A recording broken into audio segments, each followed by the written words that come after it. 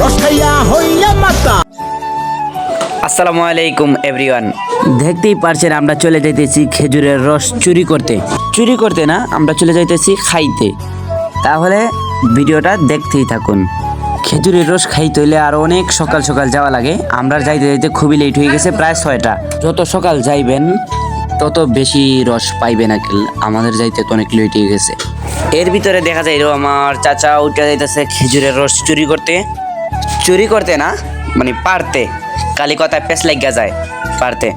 এর ভিতরে দেখা যাইতেছে আমার চাচা নিজে বোতল লামাইতেছে।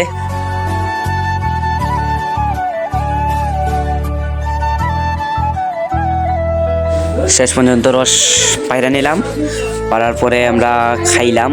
খাওয়ার পর আমরা আরো কিছু নিয়ে আইছি বাড়ির জন্য। আর তারপর রস খাইয়া হইয়া মাতাল। ওই দেখো